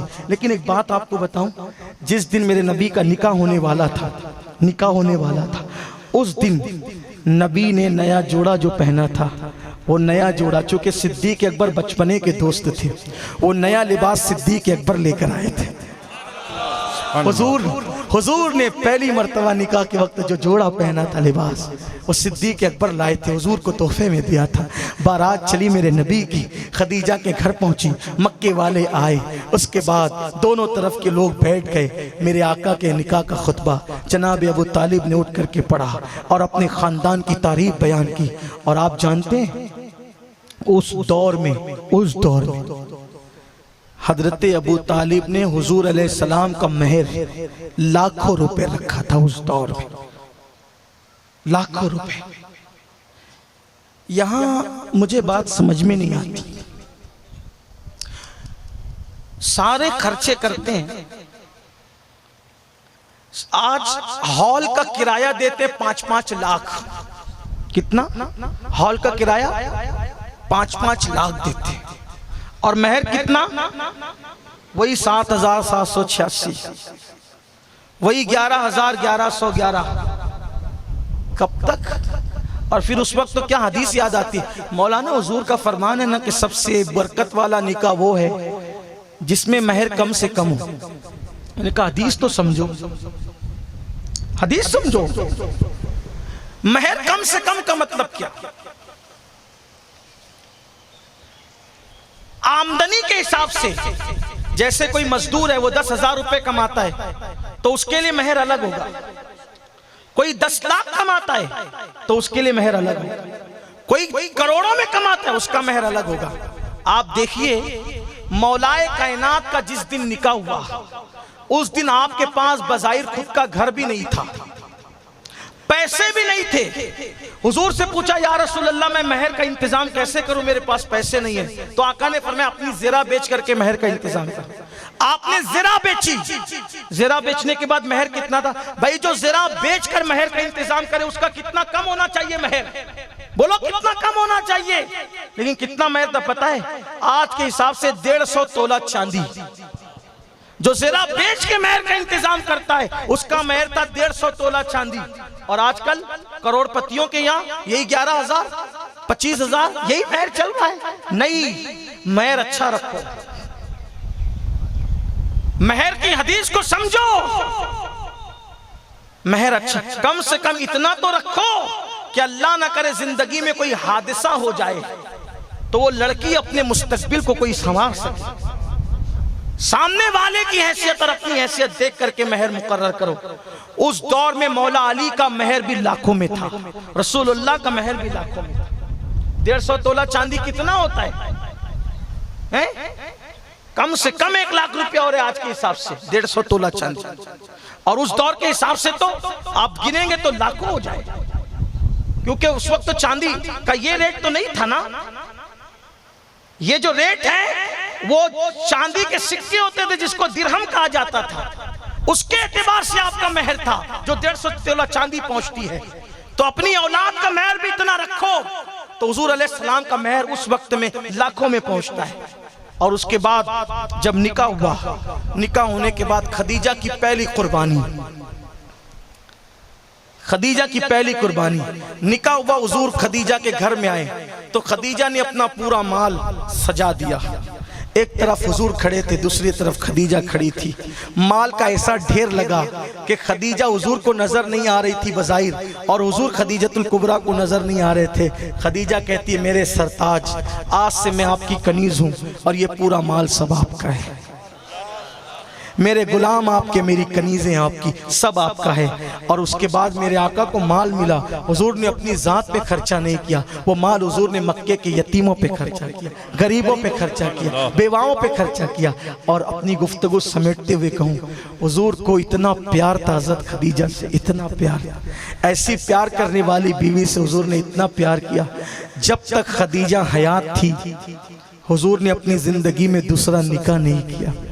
और खदीजा हुजूर से इतना प्यार करती थी कि जब हुजूर गारे हिरा में रहते थे तो ताज़ा खाना पका कर ले जाती थी और गारे हिरा तक पहुंचाती थी। गारे हिरा में जाना कितना दुश्वार है। मैं पहली बार गारे हिरा चढ़ा था तो मेरी उम्र 19 या 20 साल की थी, लेकिन उस वक्त आप सोच सकते हैं कि आज से ज्यादा मैं थोड़ा सा दुबला था और आज से ज्यादा ताकतवर था। लेकिन मैं जब चढ़ा तो चढ़ते चढ़ते मुझे ऐसा लगा कि मुझे असा लेना चाहिए। मैंने वहीं से असा लिया और उसके बाद जब वापस आया तो यकीन जाने 2-3 दिन तक मेरी हिम्मत नहीं थी कि मैं काबे का तवाफ कर सकूं। और हज़रत खदीजतुल कुबरा रोजाना जाती थी खाना पहुंचाने के लिए गारे हिरा में, और रोजाना वापस आती थी। हुजूर से इतना प्यार था, जब तक रही हुजूर को कोई तकलीफ होने नहीं दिया। खदीजतुल कुबरा का हाल ये था, जब ऐलान नबूवत किया मेरे आका ने, ऐलान नबूवत किया, सबसे पहले कलमा पढ़ने वाली खदीजतुल कुबरा थी। ऐलान नबूवत के बाद मुतलकन जिसने सबसे पहले कलमा पढ़ा है वो जनाब खदीजतुल कुबरा की जात है। आप ईमान सबसे पहले लाई। इस तरह तरतीब ये बनती है, औरतों में सबसे पहले खदीजा, मर्दों में सबसे पहले सैयदना सिद्दीक अकबर, कम उम्र बच्चों में सबसे पहले मौलाए कायनात, गुलामों में हज़रत ज़ैद बिन हारिसा। ये तरतीब है। लेकिन अगर सबसे पहले किसी ने ऐलान नबूवत की बात की तस्दीक की है मुतलकन तो वो सैयदा खदीजतुल कुबरा की जात है। अल्लाह अकबर। फिर खदीजा का हाल क्या था, क्या शान है। हुजूर को खाना खिलाना, ताज़ा खाना, अच्छा खाना खिलाना बहुत पसंद था उनको। एक मर्तबा दस्तरखान बिछा दिया, कहा हुजूर बैठिए मैं अभी खाना लाई। सालन पकाया था, सालन का प्याला ला रही थी। तवज्जो करना उनके शान के अल्लाह की बारगाह में, सालन का प्याला ला रही थी।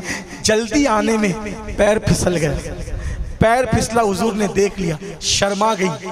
शर्म इसलिए कि शरीफ लोगों का पैर फिसल जाए किसी के सामने शर्म आती है। आजकल भी अगर कोई शरीफ आदमी बाइक से जा रहा हो, उसकी गाड़ी अगर पंचर हो जाए उसको शर्म आती है, यार मेरी गाड़ी बीच में पंचर, ऐसा लगता है पेट्रोल खत्म हो गया तो उसको शर्म आती है। गाड़ी अचानक रुक जाए शर्म आती है। ये शरीफ लोगों की बात कर रहा हूँ, बदमाशों को कोई फर्क नहीं पड़ता। लेकिन वो तो कैसी शरीफ खातून थी। अल्लाह अकबर। पैर फिसला, हया आ गई।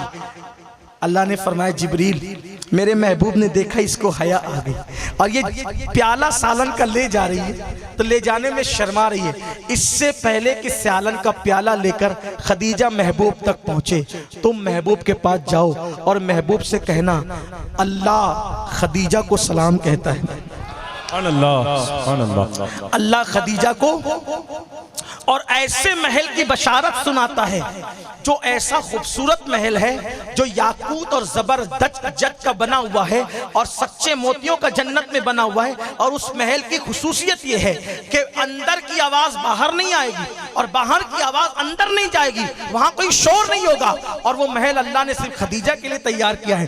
खदीजा आने में शर्मा रही तो हुजूर कहते हैं खदीजा आओ, अल्लाह तुम्हें अर्श से सलाम भेजना है, अल्लाह ने तुम्हें सलाम फरमाया है खदीजा, वो खदीजा है। लेकिन कुर्बान जब ऐलान नबुव्वत हुआ, मक्के वाले ताना देते, हुजूर घर में आते, हुजूर अलैहिस्सलाम ताने सुन के घर में आते तो खदीजा हुजूर की हिम्मत बंधाया करती थी। मक्के वाले पत्थर मारते, हुजूर का सर फट जाता तो सैयदा खदीजा अपना दुपट्टा फाड़कर सरकार के सर पे पट्टी बांधती। ये हाल था।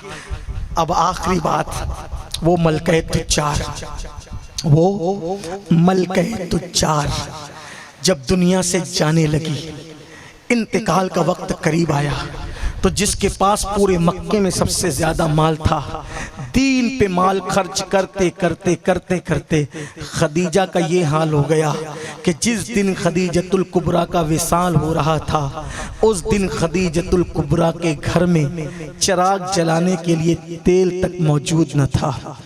पूरा माल लुटा दिया था। लोग दीन की तबलीग करते करते, दीन की खिदमत करते करते मालदार हुए। खदीजा वो दीन की दाई है जिसने दीन की खिदमत में अपना पूरा माल ख़त्म किया। उस दिन खदीजतुल कुबरा के घर में खाने को कोई चीज़ न थी।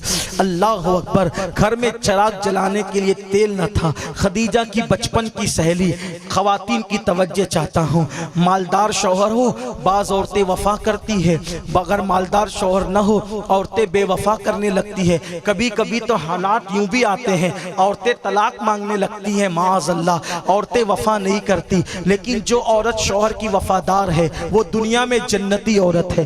दुनिया में जन्नती औरत देखना है तो उसको देखो जिसका शौहर उससे राजी है। अल्लाह अकबर। मैं ख़वातीन से कहता हूँ शौहर को खुश रखो, क्योंकि मेरे आका ने फरमाया कि जो औरत इस हाल में इंतकाल करेगी कि उसका शौहर उससे राजी है, वो औरत जन्नत में जाएगी। और जो औरत इस हाल में इंतकाल करेगी कि शौहर नाराज है, वो औरत जहन्नम में जाएगी। लेकिन मर्दों से भी कहता हूँ अल्लाह के बंदो, घर में जाते हो, मोबाइल पे लगे रहते हो, यूट्यूब पे लगे रहते हो, फेसबुक पे लगे रहते हो, अपनी बीवियों को टाइम नहीं देते। बेचारी इंतजार करती है शौहर आएंगे तो दिल की बात रखूंगी, लेकिन शौहर आता है तो अपने अपने में लगा रहता है। ये हराम है, हराम। मेरे नबी ने यहाँ तक फरमाया बीवी को बिस्तर पे अकेला छोड़कर रात भर इस तरह नवाफिल अदा करना कि बीवी की हक तलफी हो, मैं इसकी इजाजत नहीं देता। अब बताओ, बीवी को बिस्तर पे अकेला छोड़कर जब रात भर इबादत करने की इजाजत नहीं है, इस तरह के बीवी तड़पती रहे, बीवी इंतजार करती रहे और तुम नफिल पढ़ते रहो, इस्लाम इजाजत नहीं देता। इसलिए कि मुसल्ले पे नफिल पढ़ने से अफजल है कि अपनी बीवी के बिस्तर पे उसके साथ रात गुजारो, ये इस्लाम कहता है। तो जब बीवी सिसके और तड़पे तुम रात मुसल्ले पे गुजारने से मना किया गया, तो जो रात मोबाइल पे गुजारते हैं, अब तो तलाक तक की नौबत आ रही कि शौहर मुझे टाइम नहीं देता। अपनी औरतों को टाइम दो, उनको मोहब्बत दो, उनका हक है। रात की नवाफिल से बेहतर बीवी के साथ वक्त गुजारना है। आजकल के नौजवान लड़के घर में खूबसूरत अच्छी बीवी होते हुए अजनबी लड़कियों से ताल्लुकात जोड़ लेते हैं, उन्हीं से फोन पे लगे रहते हैं, उनसे गुफ्तगू करते हैं। वो अपना अंजाम सोच ले, ये बीवी के साथ बेवफाई है कि बीवी होकर भी किसी के साथ नाजायज ताल्लुकात कायम करो। मेरे आका ने फरमाया शबे मेराज मैंने ऐसे औरतों को और मर्दों को देखा जिनके आगे अच्छा सुथरा गोश्त पड़ा हुआ था और वो अच्छा सुथरा गोश्त छोड़कर बदबूदार और भयानक बदबूदार सड़ा हुआ गोश्त खा रहे थे। मैंने पूछा जिब्रील ये कौन है? कहा या रसूल अल्लाह, ये आपकी उम्मत के वो मर्द और औरतें हैं कि हलाल शौहर होते हुए या हलाल बीवी होते हुए उसको छोड़ के ये दूसरों से नाजायज ताल्लुकात कायम करेंगे, ये जहन्नम में उनका अंजाम है। अल्लाह के बंदो, नाजायज ताल्लुकात न करो, ये हराम है, ये लानत है, ये बेबरकती है। इससे चेहरे का नूर छीन लिया जाता है, इससे नस्लों में नहूसत पड़ती है, इससे रिस्क से बरकत उठती है, इससे उम्र कम करती जाती है। अल्लाह ने हलाल बीवियां दी है और औरतों से कहता हूं अल्लाह ने हलाल शौहर दिया है, उससे कभी गद्दारी न करो, उससे कभी बेवफाई न करो, उसी से दिल लगाओ, उसी से प्यार करो, उसी से मोहब्बत मत करो, जैसा लुकमा तुम खाओ वो उसको खिलाओ, जिस कीमत का लिबास तुम पहनो वो उसको पहनाओ, उससे वफा करो, उससे प्यार करो। मेरे आका ने इतना प्यार किया कि खदीजतुल कुबरा के विसाल के बाद भी जब नबी बकरी ज़बा करते तो नबी फरमाते, मफ़हूम हदीस है, पहले गोश्त बकरी का खदीजा की सहेलियों के घर जाएगा, उसके बाद हमारे घर में पकेगा। यानी बीवी से इतना प्यार किया कि बीवी के विसाल के बाद बीवी की सहेलियों को भी याद रखा, बीवी की सहेलियों का भी हक अदा किया। ये हाल था। लेकिन आज क्या है, अगर औरत बीमार पड़ जाए तो कहते तेरी माँ के यहाँ जा इलाज कर, और दूसरी के चक्कर में पड़ जाते हैं, हराम ताल्लुकात के चक्कर में उसको तड़पाते हैं। बल्कि कुछ शौहर तो ये सोचते हैं कि जल्दी से मरे। मैं ऐसे शौहर से कहता हूं कि मेरे भाई बता, उसको बीमारी हुई तो तू ये करता है, अगर तुझे बीमारी होती और वो ये करती तो तेरे दिल पे क्या गुजरता। अगर कोई हलाल जरिए से किसी मजबूरी पे दूसरी करना चाहे तो इस्लाम मना नहीं करता, लेकिन ये जो हराम ताल्लुकात कायम करते हैं, नाजायज ताल्लुकात कायम करते हैं, ये लानत है। इससे उम्र भी घटती है, रिस्क भी घटता है, और वो भी दूसरी बीवी की इजाजत सबको नहीं है। कुरान कहते हैं अल्लाह तादिलू फवाहिदा, अगर तुम उनके दरमियान इंसाफ कर सकते हो तो करना, और इंसाफ नहीं कर सकते हो तो एक ही करना। लोगों को दूसरी का बड़ा शौक है, इंसाफ का शौक नहीं। और इंसाफ क्या है, जितना टाइम उसके घर में रहो उतना टाइम इसके घर में, जो लिबास उसको दो वो लिबास इसको दो। लेकिन लोगों को शौक तो बड़ा है दूसरी का, इंसाफ नहीं करते। जो इंसाफ नहीं करेगा वो कयामत के दिन आधा धड़ उठेगा, आधा धड़। लोग कहेंगे ये आधा धड़ क्या है, तो कहीं इसकी एक से ज्यादा बीबियां तो इंसाफ नहीं करता था। जुल्म मत करो अपनी बीबियों पे, अंजाम बुरा है उसका, जुल्म का अंजाम बुरा है। बड़ी सिसकती हुई मौत आती है जो अपनी बीबियों पे जुल्म करते हैं। तो अर्ज ये कर रहा था खत्म करते हुए कि माँ खदीजा के घर में उस दिन जलाने के लिए चिराग के अंदर तेल नहीं था, बिस्तर पे लेटी है, मलके तुज्जार दुनिया से जाने वाली है। सैयदा फातिमा को बुलाया, कहा फातिमा मेरी एक तमन्ना है, तमन्ना देखो वफादार मेरे नबी की बीवी का अंजाम क्या है, इख्तिताम क्या है, एंड क्या है। कहा फातिमा तुम्हारे अब्बू तुमको बहुत चाहते हैं मेरी बेटी, मेरी एक तमन्ना है, तुम अपने अब्बा से कहो, मैं नहीं कह पाऊंगी। कहा अम्मी क्या कहूं। कहा तुम्हारे वालिद से कहना कि तुम्हारे ऊपर जो कंबल थी, कंबल जो चादर थी पहली वही के वक्त, वो चादर मुझे कफन के तौर पे दे दे, वो चादर मुझे कफन के तौर पे दे दे, ताकि मैं उसी कफन में दुनिया से जाऊं। सैयदा फातिमा ने कहा बाबा अम्मी क्या मांग रही है। हुजूर ने कहा बेटी क्या मांग रही है। कहा अम्मी कहती है कि पहली वही के वक्त तो जो चादर आपके बदन पर थी वो चादर कफन के लिए चाहिए। हुजूर ने कहा क्यों नहीं, जरूर देंगे। अभी ये बात हो रही थी कि जिब्रील अमीन आए, अर्ज किया या रसूल अल्लाह, अल्लाह की मर्जी है कि खदीजा के लिए जन्नत से कफन आएगा और खदीजा जन्नत के कफन में दुनिया से जाएगी। अल्लाह अकबर, ये शान है। चलाने के लिए तेल नहीं, बचपन की सहेली आई, बचपन की सहेली आके सराहने बैठ गई, अर्ज करने लगी खदीजा अब तुम बचोगी नहीं, ये पूरे मक्के को पता है, तुम दुनिया से चली जाओगी, ये पूरे मक्के को पता है, लेकिन पता है तुम्हें मक्के में क्या बातें हो रही है।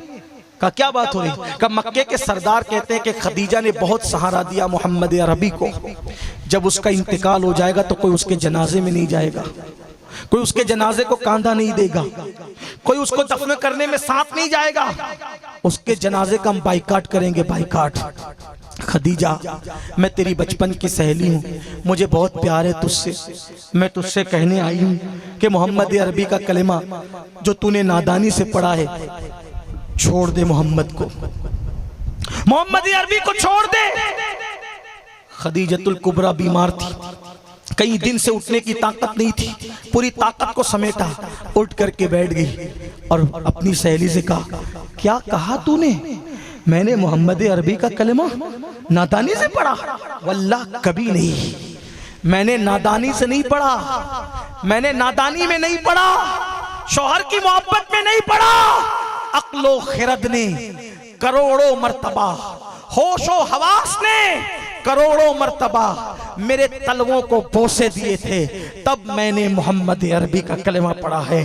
15 साल तक उनकी जिंदगी को मैंने मुतालिया किया, तब मैंने उनका कलमा पढ़ा है।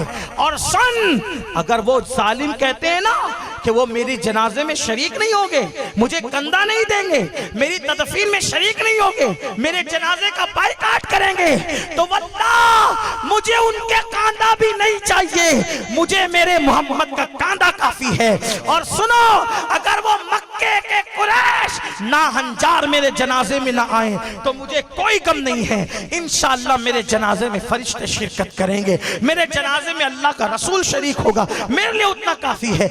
और अगर वो मुझे मक्के में दफन ना भी होने दें तो इंशाअल्लाह मुझे ज़मीन गैरत में दफन किया जाएगा। ये बातें हो रही थी, उतने में हुजूर आए, दोनों चुप हो गई।